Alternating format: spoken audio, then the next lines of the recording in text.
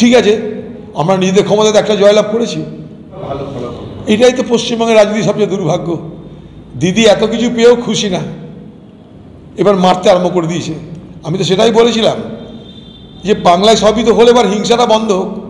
Social মিডিয়ায় trend বা চর্চা আছে যে গোটা ভারত জুড়ে অধীর রঞ্জন চৌধুরী, মোহাম্মদ সেলিম এবং কানাইয়া কুমারের মতো যে এমপিরা আছে এদের অবশ্যই লোকসভায় পাঠানো উচিত ছিল, মানুষের বক্তব্য, এবং এদের বিকল্প নেই। এই প্রসঙ্গে আমার কি বলা যায়, মানুষ ভোট দেয়নি, ব্যাস হেরেছি, এরপর আর কোনো কথা নেই আমার।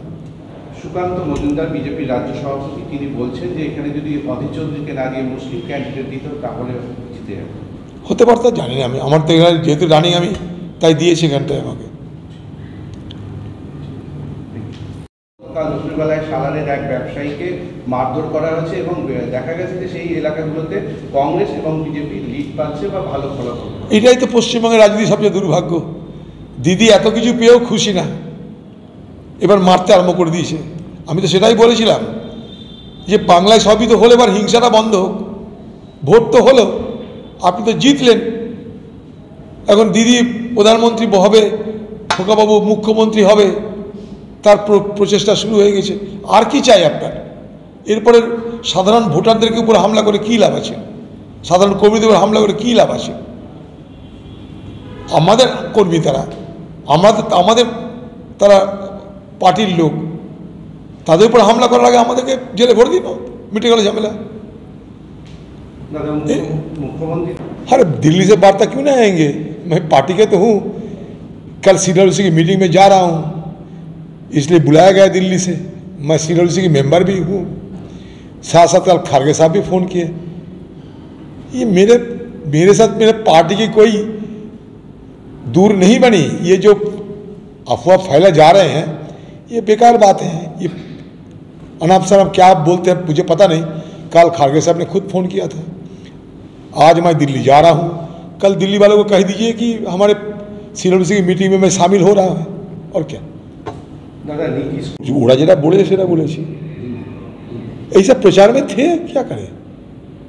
प्रचार के दौरान ये बहुत सारे कला अपनाए जाते हैं।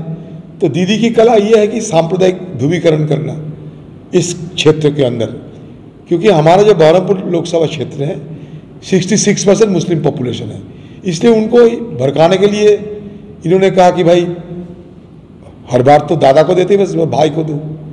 लेकिन फिर भी वो कामयाब नहीं हुई, क्योंकि एक बड़ा हिस्सा मुसलमान पॉपुलेशन की वो मुझे वोट दिया, दुआ किया, मदद किया। और इसके साथ साथ ये सत्तारूढ़ पार्टी खुद हिंदुओं को कहने लगे कि जिनको हम उम्मीदवार खड़ा किए हैं मुसलमानों को बीच, टीएमसी और कांग्रेस में लड़ाई के चलते वो हार जाएगी, हिंदुओं आपके लिए बड़ी सुनहरा मौका है, आप बीजेपी को जिता दो। यही टीएमसी हिंदू की इलाके में जाकर यही कहा, क्योंकि उनका एक ही मकसद थे कि किसी हालत में अधीर चौधरी को हराना, और वो कामयाब हुई।